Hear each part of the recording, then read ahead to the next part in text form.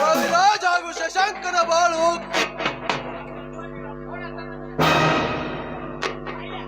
ರವಿರಾಜ್ ಹಾಗೂ ಶಶಾಂಕನ ಬಾಳು ಕಣ್ಣೀರಿನ ಗೋಳು. ಶಿವಕಾಂತ್ ಗೌಡನ ಹೇಯ ಕೃತ್ಯ, ಸವಿತೆಯ ಆತ್ಮಹತ್ಯೆ. ಇಂದು ಈ ಶಿವಕಾಂತ್ ಗೌಡನ ಬಲೆಗೆ ಬಿದ್ದು ಬರೆದಳು ಈ ಲೋಕದ ಕೊನೆಯ ಕವಿತೆ. ಮಾಡಿದಳು ಶಿವಲೋಕದ ಯಾತ್ರೆ.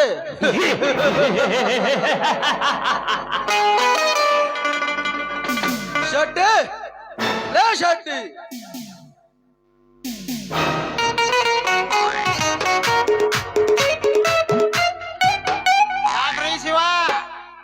ಯಾಕ್ಲೆ ಶೆಟ್ಟಿ 2 ಸಾರಿ ಕೂಗಿದರು ಸುಮ್ಮನೆ ಇರುವಲ್ಲ, ಸೊಕ್ಕು ಹೆಚ್ಚಾಯ್ತೇನಲೇ?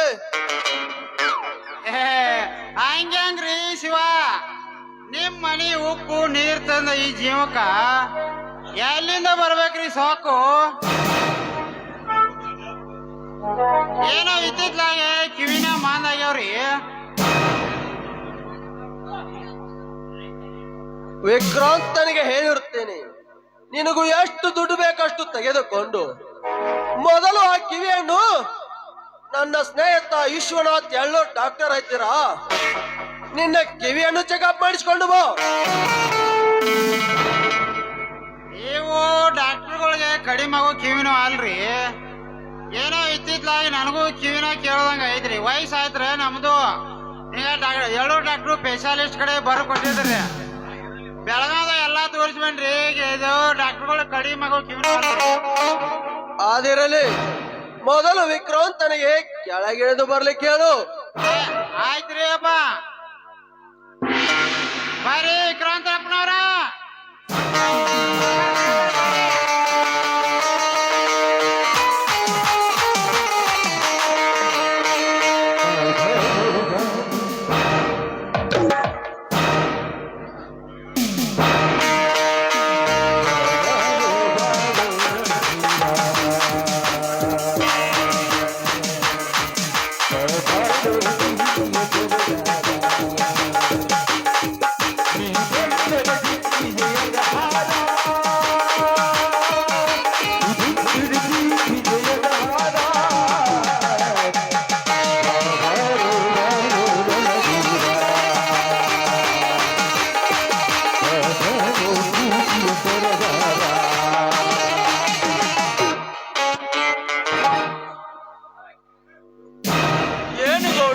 ಕರೆದಿದ್ದು? ಬಾ ವಿಕ್ರಾಂತ್ ಬಾ, ನಿನ್ನೆ ಹತ್ತಿರ ಮುಖ್ಯವಾದ ವಿಷಯವಿದೆ. ಅದ್ಯಾವ ವಿಷಯ ಹೇಳಿ ಗೌಡ್ರಿ? ನಿಮ್ಮ ವಿಷಯ ಅಸಾಧ್ಯವಾಗಿದ್ದರು ಸಾಧಿಸಿ ತೋರಿಸಲು ಸದಾ ಸಿದ್ಧ ಈ ವಿಕ್ರಾಂತ್. ನನಗೆ ಗೊತ್ತು ವಿಕ್ರಾಂತ್, ನೀನು ಎಂತವನು ಅಂತ. ಸದ್ಯ ನೀನೇನು ಮಾಡಬೇಕಿಲ್ಲ, ಮಾಡಬೇಕಾಗಿರೋದು ಒಂದೇ ಜವಾಬ್ದಾರಿ. ಅದ್ಯಾವ ಜವಾಬ್ದಾರಿ ಹೇಳಿ ಗೌಡ್ರಿ? ಇದೇ ಜವಾಬ್ದಾರಿ. ಇದೇನು ಗೌಡ್ರಿ? ವಿಕ್ರಾಂತ್, ಇದುವರೆಗೆ ನೀನು ಮಾಡುತ್ತಿರುವ ಜವಾಬಿಗೆ ನಾನು ಕೊಡ್ತಾ ಇರೋ ಜವಾಬ್ದಾರಿ. ಬೇಡ ಗೌಡ್ರೆ, ಬೇಡ. ಆ ಯೋಗ್ಯತೆ ನನಗೆಲ್ಲ. ನಾನು ಈ ಮನೆಯ ಕಾಯುವ ಕಾವಲುಗಾರ ಮಾತ್ರ. ನನಗೆ ತೆಗೆಬೇಕು ಈ ತಿಜೋರಿಕಿ. ಅಲ್ಲ, ರೊಟ್ಟಿ ಜಾರಿ ತುಪ್ಪಕ್ಕೆ ಬಿತ್ತು ಅನ್ನೋರಂಗ ಆತಪ್ಪ. ಅವ್ರಾಗ ಅವ್ರ ಕೊಡಾದ್ರ ತಗೋರು ಮರ ಒಲ್ಲೆ ಅನ್ಬಾರ್ದು. ಲೇಸಟ್ಟಿ, ಬಾಯಿ ಮುಚ್ಚಿಕೊಂಡಿರೋ ಕತ್ತೆ. ಈ ವಿಕ್ರಾಂತ್ ಉಂಡ ಮನೆಗೆ 2 ಬಗೆಯುವ ಬಂಡನಲ್ಲ. ಈ ಶಿವಕಾಂತ ಗೌಡರ ಆಸೆಯೇ ನನಗೆ ಆಜ್ಞೆ. ಅವರ ಎದುರಾಗಿ ನಿಲ್ಲುವ ಹುಸುಳೆಗಳನ್ನು ಸೊಟ್ಟು ಹಾಕುವುದೇ ವಿಕ್ರಾಂತನ ಪ್ರತಿಜ್ಞೆ. ವಾಲ್ಯ ಅಂದ್ರೆ ಬಿಡು ಮರ, ವಾಲ್ಯ ಅಂದ್ರೆ ಬಿಡು. ಅದೇನು ಅಂತಾರಲ್ಲ, ಉಂಡು ಆಡಪ್ಪ ಮಗನ ಅಂದ್ರೆ ಉಪವಾಸ ಬಿದ್ದು ಹಾಳು ಮಾಡ್ತಾನ ಅಂತಿದ್ದಂತ. ಏನೋ ನಮ್ ಗೌಡ್ರಿಗೆ ಸ್ವಲ್ಪ ರೇಟ್ ಸಿಕ್ಕಂಗ ಆಕೈತಿ ಅಂತ ಹೇಳಿದೆ. ನೀ ಹಿಂಗ ಅಡ್ರ ಬರ್ತಾನ ಅಂದ್ರ ನಾ ಯಾಕೆ ಹೇಳಕ್ ಹೋಗ್ಲಿ? ಓ ಮಾರಯ್ಯ, ಶೆಟ್ಟಿ ಹೇಳುವ ಮಾತು ನಿಜವಿದೆ ವಿಕ್ರಾಂತ್. ನಾನೇನು ನಿನ್ನ ತಲೆ ಮೇಲೆ ಭಾರವನ್ನು ಹೊರಿಸುತ್ತಿಲ್ಲ. ಈಗ ನೀನು ಮಾಡುತ್ತಿರುವ ಕೆಲಸ ಜೊತೆ ಇದನ್ನು ನೀಗಿಸಿಕೊಂಡು ಹೋಗವೆ ಎಂದು ಮಗನ ಸರಿ ಹೇಳಿದೆ ಅಷ್ಟೇ ವಿಕ್ರಾಂತ್. ಆಯ್ತು ಗೌಡ್ರಿ, ನಿಮ್ಮ ಮನಸ್ಸನ್ನು ನೋಯಿಸಲು ನನಗೂ ಇಷ್ಟವಿಲ್ಲ. ನೀವು ಹೇಳಿದಂತೆ ಕೇಳುವುದೇ ವಿಕ್ರಾಂತನ ತೀರ್ಮಾನ. ಹಾ, ತೆಗೆದುಕೋ.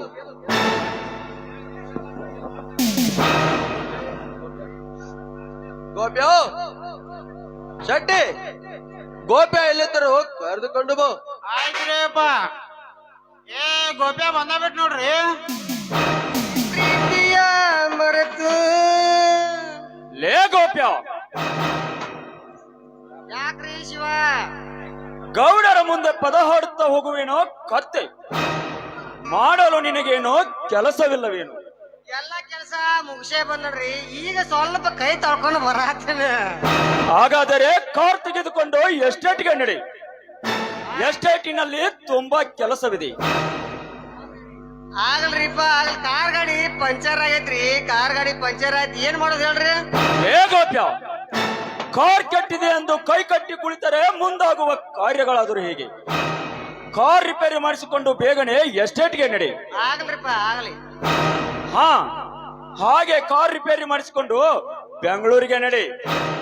ಮದ್ರಾಸಿನಿಂದ ಬರಬೇಕಾದ ನಮ್ಮ ಮಾಲು ಈಗಾಗಲೇ ಬಂದು ಬೆಂಗಳೂರು ತಲುಪಿದೆ. ಅದನ್ನು ತೆಗೆದುಕೊಂಡು ಎಸ್ಟೇಟ್ಗೆ ನಡಿ. ಹಂಗ ಹೋಗಿರಿ ಮಗ. ಹಂಗ ಹೋಗದ ಉದ್ಯೋಗ ಹಚ್ಚ್ರಿ ಮಗ. ಖಾಲಿ ಬಿಟ್ರ ಆ ಓಣಿ ಈ ಓಣಿ ಈ ಓಣಿ ಆ ಓಣಿ ಲೈನ್ ಹಿಡ್ಕೊಂತ ಅಡ್ಡಾಡ್ತಾನ್ರಿ ಮಗ ಇವ. ಲೇ ಶೆಟ್ಟಿ, ಅವನಿಗೇನು ಕೆಲಸ ಹಚ್ಚಬೇಕೆಂಬುದು ನನಗೆ ಚೆನ್ನಾಗಿ ಗೊತ್ತಿದೆ. 2 ಗಂಡು ಮಕ್ಕಳ ತಂದೆ ಆಗಿದ್ದೇನೆ, ನನಗೆ ಕಲಿಸಲು ಬರುತ್ತೀಯ? ನಿನ್ನ ಕೆಲಸ ಎಷ್ಟಿದೆ ಅಷ್ಟೇ ನೋಡಿಕೋ. ಹೂ ಅಂತ ಹೋಗ್ರಿ ನನ್ನ ಮಗ. ಗೋಪಾಲ, ನೀನು ಕಾರ್ ತೆಗೆದುಕೊಂಡು ಎಸ್ಟೇಟ್ಗೆ ನಡಿ. ಆಗಲ್ರಿಪ್ಪ. ಶೆಟ್ಟಿ, ಲೇ ಶೆಟ್ಟಿ, ಅಪ್ಪ ಅವನ ಜೊತೆ ನೀನು ಎಸ್ಟೇಟ್ಗೆ ನಡಿ. ಲೆಕ್ಕಪತ್ರದ ವ್ಯವಹಾರ ಇದೆ. ಆಯ್ತ್ರಿ ಶಿವ, ಹೋಗೋಣ ನಡ್ರಿ. ಗೌಡ್ರೆ, ನಾನಿನ್ನು ಬರ್ತೀನಿ. ಎಸ್ಟೇಟ್ ನಲ್ಲಿ ನಮಗೆ ತುಂಬಾ ಕೆಲಸವಿದೆ. ಹೋಗಿ ಬಾ ವಿಕ್ರಾಂತ್.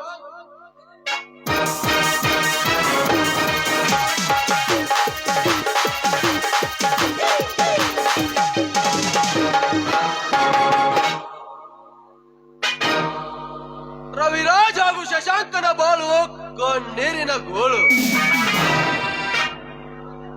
ಇನ್ನು ಮೇಲೆ ಅವನಿದ್ದಾನೆ ನನ್ನೆದುರು ನಿಲ್ಲುವ ಗಂಡು.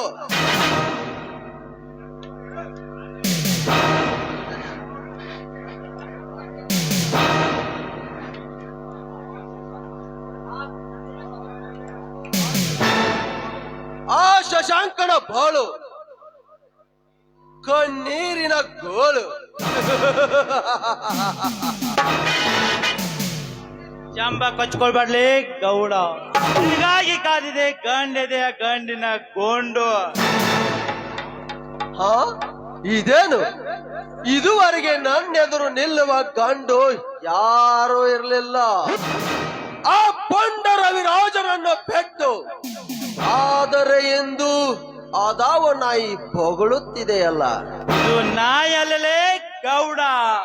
ಅಣ್ಣ ಎಂಬ ಆಟದ ಮೇಲೆ ಕೊಟ್ಟು ದಿಟ್ಟತನದಿಂದ ಅಟ್ಟಾಸದಲ್ಲಿ ಮೆರೆಯುತ್ತಿರುವಂತ ನಿನ್ನ ಕೆಟ್ಟ ಉಳುವನ್ನು ಮೆಟ್ಟಿ ನಿಂತುವ ಕಚ್ಚುವ Shiva ಕಣದು ಸೇವ.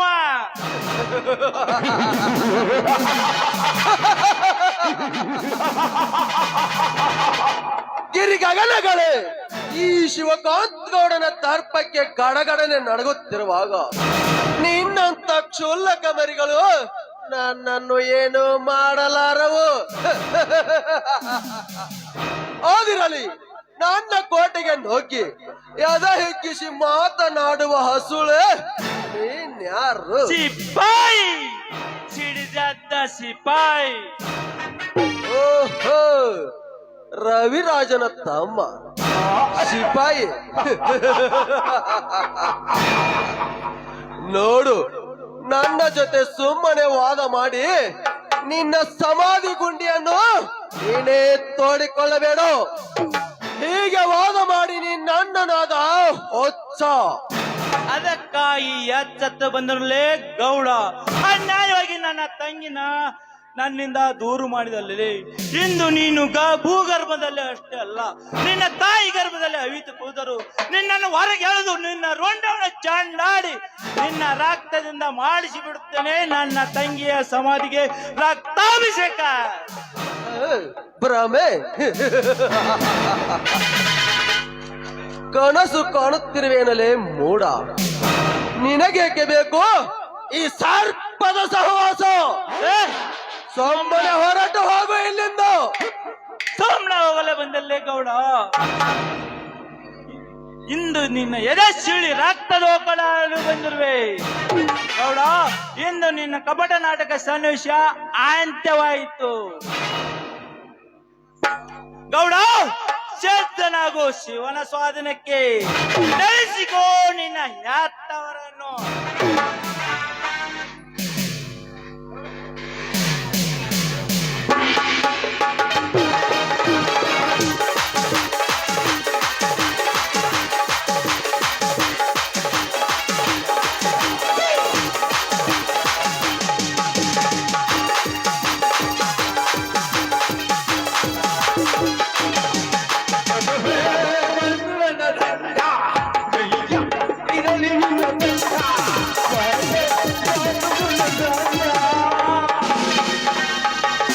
Hands up mister Ranjit, hands up. ಈಗೇನ್ ಹೇಳ್ತಿವೆ ಭಿಕಾರಿ? ಒಳ್ಳೆಯ ಮಾತಿನಿಂದ ನೀ ಹಿಡಿದಿರೋ ಆಯುಧವನ್ನು ಕೆಳಗೆ ಬಿಸಾಕು, ಇಲ್ಲದಿದ್ದರೆ ಈ ನನ್ನ ರಿವಾಲ್ವರ್ ನಿಂದ ಸೊಟ್ಟು ಬಿಡುವನು ನಿನ್ನ ಕೆಟ್ಟ ದೇಹವನ್ನು. ಈಗೇಕೆ ನಿಂತಿರುವೆ? ಹೀಗೆ ಅಲ್ಲಿ ಹೋಯ್ತೋ ನಿನ್ನ ಪೌರುಷ? ಹೀಗೇಕೆ ನಿಂತಿರುವೆ ಬೆದರಿದ ಚಿಗರೆಯಂತೆ? ಅಡಗಿ ಹೋಯ್ತೇನೋ ನಿನ್ನ ಶೌರ್ಯ? ಏಡಿಯಂತೆ ಹೆದರಿಸಿದರೆ ಬೆದರಿದ ಚಿಗುರಂತೆ ನಿಲ್ಲುವ ಚದುರನಲ್ಲ ಗೌಡ. ನರ್ಸತ್ತ ನಾಮತನಂತೆ ಚಂಡನಾಗಿ ಬಂಡನಂತೆ ಹೆಂಡ ಕುಡಿದು ಹೆಂಡಿ ತಿನ್ನು ಏಡಿ ಗೌಡ ನೀನು. ಗೌಡ್ರೆ, ಇವನನ್ನು ಮಾತು ಬೆಳೆಸಲು ಬಿಟ್ಟರೆ ನಮ್ಮ ಮರ್ಯಾದೆನೆ ಗಾಳಿಗೆ ತೂರಿ ಬಿಡುತ್ತಾನೆ ಈ ಹಾಲ್ಕಾಟ್ ನನ್ ಮಗ. ಲೇ ಹಾಲ್ ಕಟ್ಟನ್ ಮಗ, ನಾನಲ್ಲಿ ಯಾತ ತಾಯಿಯ ಸಮಾನಾಗಿರುವ ಈ ನಿನ್ನ ಕರ್ತವ್ಯ ದೇವತೆಯನ್ನೇ ಲಂಚದ ಆಸೆಗಾಗಿ ಮಂಚದ ಮೇಲೆ ಮಲಗಿಸಿ ವ್ಯಭಿಚಾರಕ್ಕೆ ಮಾಡ್ತಾ ಇದ್ದಲ್ಲೇ ನೀನು ಮಗನ. ಅನ್ಯಾಯವಾಗಿ ಮಾತಾಡಿದ್ರೆ ಆ ಕಾನೂನಿಗಾಗಲ್ಲ, ಅಸಹ್ಯವಾಗಿ ಮಾತಾಡಿದ್ರೆ ಈ ಇನ್ಸ್ಪೆಕ್ಟರ್ ಸೂರ್ಯಕಾಂತ್ ಆಗಲ್ಲ. ಎಚ್ಚರದಿಂದ ನಡೆಯೋ, ಇಲ್ಲದಿದ್ದರೆ ನಿನ್ನ ಕೊಟ್ಟು ಬಿಡೋನು ನಿನ್ನ ಕೆಟ್ಟ ದೇಹವನ್ನು. ಯಾಚರ ಹೊಚ್ಚು ನಾಯಿ, ಬಾಯಿ ಮಾತಿನಿಂದ ಬಡಾಯಿಸುವ ಬಾಂಡಕೋರನಲ್ಲ ಈ ರಂಜಿತ್. ಮಿಸ್ಟರ್ ಸೂರ್ಯಕಾಂತ್, ನಿನ್ನಂತ ಚಂಡನ್ಗೆ ಪುಂಡನಾಗುವ ಈ ರಣರುದ್ರನ ಗಂಟನೆ ಇದು. ನಿನ್ನ ಎದೆ ಗಟ್ಟಿದ್ರೆ ಈ ರಂಜಿತ್ ಎಂಬ ರಣರುದ್ರನ ರಣರಂಗಕ್ಕೆ ಬಂದು ಯುದ್ಧಕ್ಕೆ ಸಿದ್ಧನಾಗು, ಆಗ ತಿಳಿಯೋದು ನೀನು ಯಾವ ಮಗನೆಂಬುದು. ಗೌಡ್ರೆ, ನೀವು ಒಂದೇ ಒಂದು ಮಾತು ಹೇಳಿ ಸಾಕು, ಈ ಕ್ಷಣದಲ್ಲೇ ಸೊಟ್ಟು ಬಿಡುವನೆ ಸೊಲ್ಲಕ ಮರಿ ಅಣ್ಣ. ಶಾಂತಿ ಶಶಾಕ್ ಶಾಂತಿ, ರೋಷದ ಆವೇಶ ನಿಮಿಷ ಮಾತ್ರ. ಪ್ರಾಣದಾನ ಕಳಿಸಿಕೊಡು, ಬದುಕಿಕೊಳ್ಳಲಿ ಬಡವ. ನನಗೆ ಪ್ರಾಣದಾನ ಮಾಡಲು ನೀನ್ಯಾವಲೇ ಗೌಡ. ಇಂದು ನಿನ್ನ ಅಂತ್ಯದ ಗುರಿ ತಪ್ಪಿತ್ತು. ಇನ್ನು ಮುಂದೆ ನಡೆಯೋದು ನಮ್ಮಿಬ್ಬರ ನಡುವೆ ಕ್ರಾಂತಿಯ ಕದನ. ಕದನದಲ್ಲಿ ನಿನ್ನ ಅಂತ್ಯಕ್ರಿಯೆ ಮಾಡೋದೇ ಈ ರಂಜಿತನ ಚಾಕುರಿ. ಗುರಿಯ ಹೋದಿಯಲ್ಲಿ ಮುನ್ನುಗ್ಗಿದರೆ ಮಗನೇ ಮೊಗ್ಗರ್ಷಿ ಬಿಡುವೆ. ಎಚ್ಚರ, ಎಚ್ಚರದಿಂದ ನಡೆಯೋ ಹೊಚ್ಚನ ತಮ್ಮ, ಇಲ್ಲದಿದ್ದರೆ ನಿನಗೆ ಅಪಾಯ ಕಟ್ಟಿಟ್ಟ ಬೋತ್ತೆ. ಅಪಾಯ ಅಪಾಯ. ಕೊಬ್ಬಿದ ಕೋನುಗಳು ಅಪಾಯ. ರಣರಂಗದಲ್ಲಿ ವೈರುಗಳ ಮತ್ತು ಗುಂಡಿಗೆ ಹಂಚದ ಈ ಗಟ್ಟಿ ಗಂಡದ ಈ ಸಿಡಿದದ್ದ ಸಿಪಾಯಿಗೆ ಅಪಾಯ.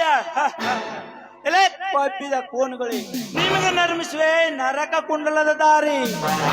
ಬಿಟ್ಟ ಸೂರ್ಯಕಾಂತ್, ನೀನು ಹಿಡಿದಿರುವ ರಿವಾಲ್ವರ್ ಸಮಾಜದ ಸೇವೆಗೆ ಹೊರತು ಕಾರ್ಬಾರರ ರಕ್ಷಣೆಗಲ್ಲ. ನಾನು ಹಿಡಿದಿರುವ ಆಯುಧ 140 ಕೋಟಿ ಭಾರತೀಯರ ರಕ್ಷಣೆಗೆ ಮತ್ತು ನಿಮ್ಮಂತ ಕುಲಗೇಡಿ ಕುಕರ್ಮಿಗಳನ್ನು ಕೊಲ್ಲುವುದಕ್ಕಾಗಿಲ್ಲ.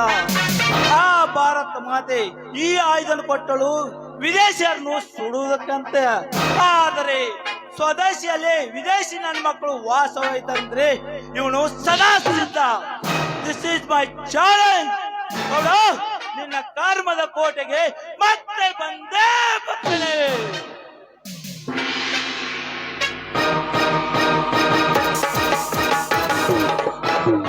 ಹೋಗು ಸಿಪಾಯಿ ಹೋಗು, ತೊಂಬಿ ಬಂದಿದೆ ಮಗನ ನಿನ್ನ ಮರಣ.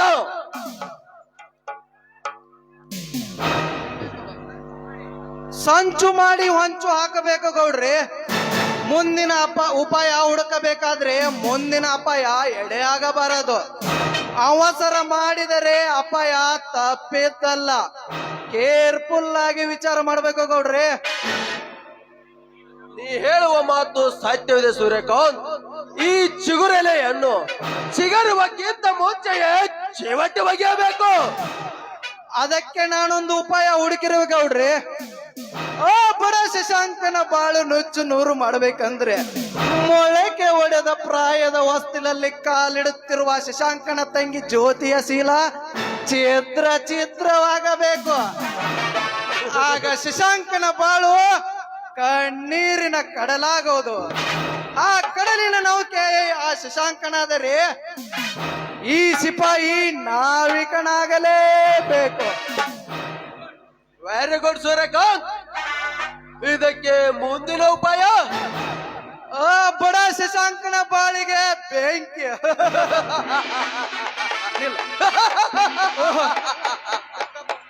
ಗೌಡ್ರೆ, ಇದೇ ಖುಷಿಯಲ್ಲಿ ಏನಾದ್ರೂ ಒಂದು ಸಾಂಗ್. ಅರ್ಥವಾಯ್ತು ಸೂರ್ಯಕಾಂತ್. ಶೆಟ್ಟಿ ಶೆಟ್ಟಿ ಒಳಗಡೆ ತುರ್ಕಿದಳಲ್ಲ ಕರೆದುಕೊಂಡು ಬಾ.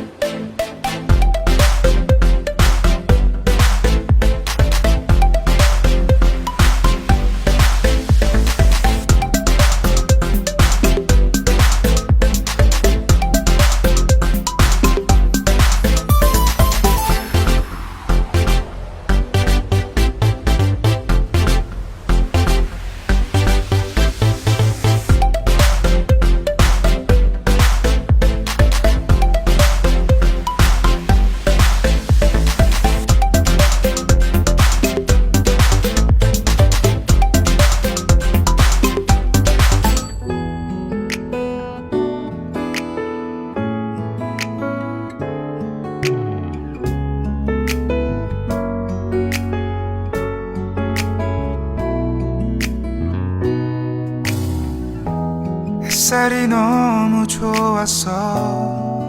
그냥 모두 좋았어. 널 만나서 모든 게 다 잠에서 깨어나서 휴대폰을 먼저 보게 돼. 참 많이 변했다는가. 세상에서 제일 행복한 순간 널 만나고 매일 겪게 돼. 매일은 감사하죠. 그대가 곁에 있어서 언제나 오늘 같길 기도해요. 그대와 함께라는 건 영원한 축복 같아서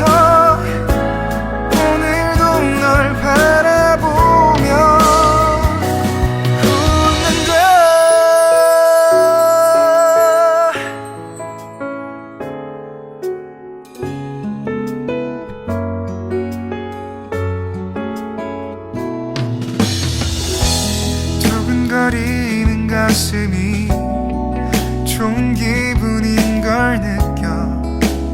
아주 작은 떨림도